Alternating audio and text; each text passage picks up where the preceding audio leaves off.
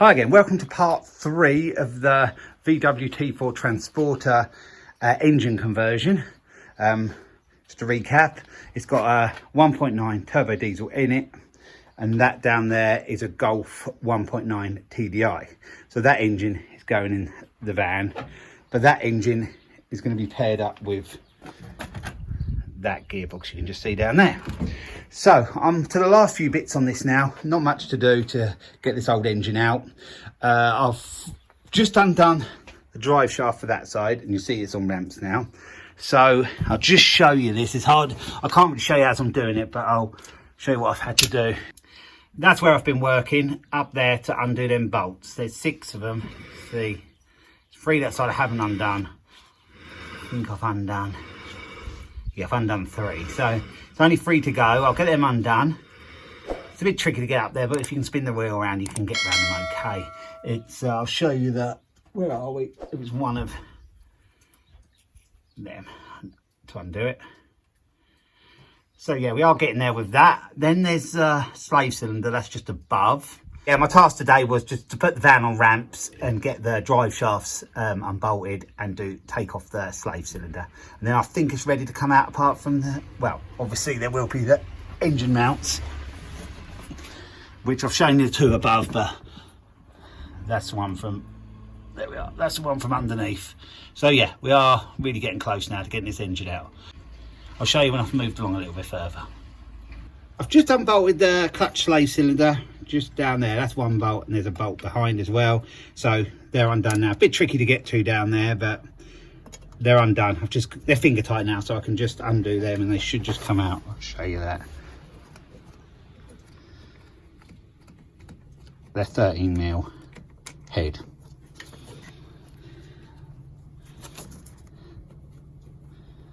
So you've got to use a 13mm spanner, because I've been corrected many times by the, I do it by the head, they're 13mm, not by the thickness of the bolt. I've had a few comments saying that. To me it's a 13mm, because that's what the head is. Because that's the size of tool you use to undo it with. Exactly. Someone no doubt will try to be clever in the comments, but there we go. They're out, so I should just be able to, I just should be able to just pull that away now.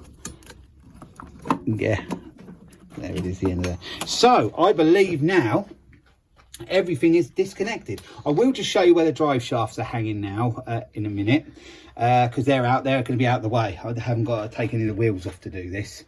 It's going to clear when it comes out. That's a good thing about these. The drive shafts unbolt rather than go in and go in with the splines, so that's good. So it should just clear there okay. I've just WD-40'd the mounting bolts. I'm just going to loosen them in a second. Same to this side as well, and there's one underneath. I'm just going to loosen them today, just so I know the next time I come they're not going to be seized or anything. I don't think they would be. Actually, what I'll do now, I'll undo them ones and see how bad they are, and you can watch. Actually, this side will be easier for you to see. So yeah, we'll do them once and you can see how tight they are. Like I said, I'm going to unloosen these 2 mounting bolts, well, and the other 2 the other side as well, but I think they'll be pretty tight. They're a 16mm, but I've got a longer bar on that. I'm only just going to do them just so I know I'm not going to, they're not going to twist in it or anything. I know that I'm all right to do them when I come back. So you're not just going to drop the engine out right here and no. now? I wish I could, because I'd be done that bit then. You see, they come undone okay, so that's not going to be a problem. Hopefully the other side is going to be the same. I assume it will be. Yeah, that one's even easier. One at the back. Am I going to get a socket on it? No. So yeah, I'll get a spanner or something on that one, but I'm sure they're going to be okay. They don't look like they've been weathered so much as the other side ones actually. So I'll do that, and then just the one underneath, I won't show you that. I can show you that when it's going back on, the mounting underneath, and then everything should be able to come out then. So I got to where I wanted to get to today. As you saw, the bolts were all unloosened, the engine mounting bolts. They're all okay, and the one underneath as well. Actually, I took that all the way out but put it back in because I wanted to see how much the engine rocked with it out, and it did rock quite a lot, so that's going to be no problem clearing that back gearbox mount there. The drive shaft's up here. You saw earlier, they're nice and free, so they'll be well out of the way when we take the engine and gearbox out. When I did the clutch on it before, years ago, I actually took that drive shaft out, and that's not an easy job, because when you're trying to take the ball joint off, that one, top ball joint, comes down with it, so you have to try and hold that up while you get that one off. It's a bit tricky, so I didn't want to have to face that, doing that, and it was good. I haven't got to, because these will clear, these drive shafts, so that's nice and easy. That part will be, well, easy-ish. Yeah, there's the bolt there for that bottom gearbox mount. Bolts right up back there, but I think I only have to take that one out. So if I get the crane in here, it should just lift out quite easy. So if we look from this angle, you can see it's going to sort of drop down and pull out okay. That mounting would get caught if I pulled out straight, but I'm going to drop it down first anyway, so that's not going to be a problem. So that one, much the same.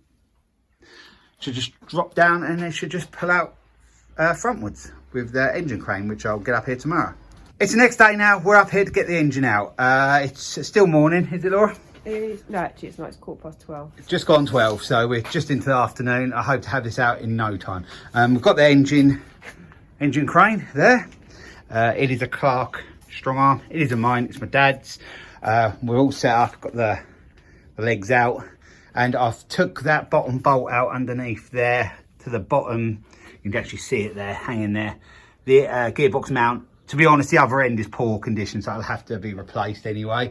So in theory, I think all we have to do is undo them 4 mounting bolts, and then we should be okay. Once we've attached it. Once we've attached it, obviously. The strap is round there.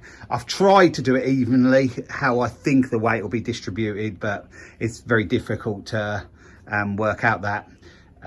You can get them engine leveler things, but I haven't got one, so we're just going on that strap. And we've already moved the other engine here. That's there, the other engine, because I haven't got a lot of room to work with here, so I'm hoping to get that engine and gearbox. I might have to split it after it comes out, when it's hanging, take the gearbox off or something, but I want to lay that there because I've got lots of bits to change over and take off and what have you. So I'm going to just get this hooked up, and then what we'll do is put you on the tripod and you'll see the engine hopefully just drop down and come out carefully and efficiently. Yeah, I just hope it goes well. But yeah, we've got this all in place, so I'll just hook it up to that strap. Well, actually, there's a big that on there, and that just hooks on there, and we should be good. We should be good. Don't think it'll be too much hassle. It's very loose with that engine, with that gearbox mount off, so it is only hanging on that one and that there now. So yeah, we'll get that hooked up, and then you'll see us getting that engine out. So now we are ready to get this engine out. I have undone the mounting bolts from that side there. I've just got one left on that side. It did drop a little bit, it dropped a couple of inches, actually more than that, probably about 3 or 4 inches that side.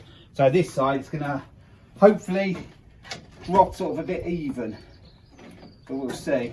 Everything's holding on one bolt now, so if I get this undone, and obviously it's going to be a bit tighter as well. I think it is a bit heavier that side. This bolt nut is the hardest one actually. Bolts and nuts, I always say different on the camera, but it's a nut.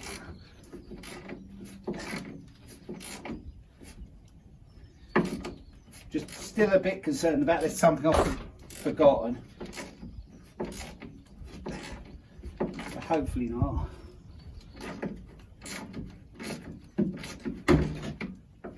Yeah, it could drop now, so just out of the way. It weren't too bad, it has dropped a little bit, but not too bad. So what I'll do now is, it's actually cleared their mounting points, so I'm going to just gently let it down. thing is with these things, sometimes all or nothing. I've just done it up quite tight, so.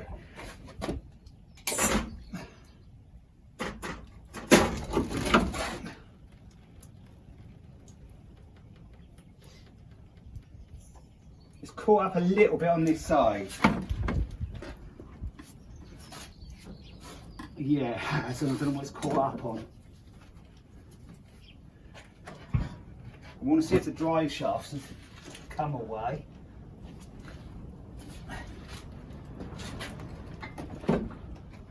Might have to jack it back up again, just to see what's snagging up on. I did expect it to snag up on something.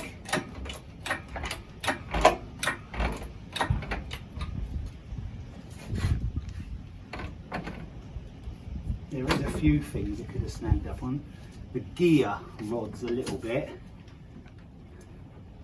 So bear with me a minute and I'll just see if I can free that.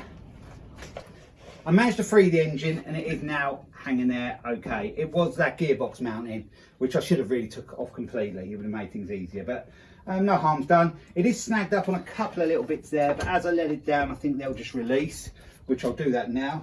Get the handle here and we'll get it down and then we can pull it out then.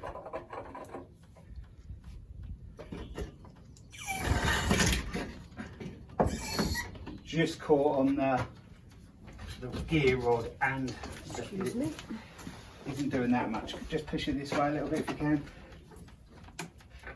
It's still caught on that. Oh, we're under that, just slicing a bit, but that's okay now. I think what I might do now is just pull it out a little bit, just to fully get it free, and that's actually okay. It doesn't matter if it hangs that way. Is that just water coming out of there? Is it? Yeah, I think so. Could be a little bit diesel, could be a little bit water, but you can see it's all hanging there now. So that is actually out.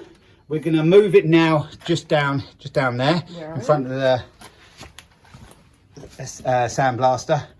But we're going to I can't show you that because we're going to have to manoeuvre it. It's only moving it on this, which moves quite easy to be fair. It moves quite easy on there. So yeah, that's the engine out. We'll put it down on the floor and I'll show you it when it's down on the floor. So there it is, the engine and gearbox is on the floor. That's what I wanted to get done today. That is done. That'll be the end of this video, part 3. Going forward, I will be separating the engine and gearbox just to make it all lighter to move around, because I don't plan to put any of that back in because I've got the spare gearbox and the other engine. So that can sort of, when things are stripped off, that can go out the way altogether. The engine and the gearbox. I'm going to take the turbo off next, well, all the manifold and everything. It's a lot easier to do it from this angle now. I said about it in I think it was part 2, about taking the bolts out while it was in the van, but that's just going to be too difficult. So I pinged them 2 exhaust clamps off. I think my dad or my brother has got the tool to put them back on, so hopefully that won't be too hard, but that's a while off yet anyway. I've got to do something with their engine mounting bolts. I think they are smaller thickness of thread in the Golf engine, so I've got to tap them out bigger. On that one, I take it must be that mounting there. And there's a few other issues of like dipstick. I've got to drill dipstick into the other engine. I haven't done that, haven't looked into what I've got to do there, but yeah, there's lots of little bits and pieces to do, and yeah, I'll get started with all that soon, and then yeah, try to push this project on.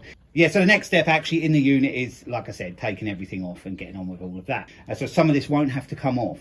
It would have done if I hadn't bought things over the last probably 2 or 3 years, but I've got lots of the bits I bought new or good second hand, so I didn't have to strip my own old engine down.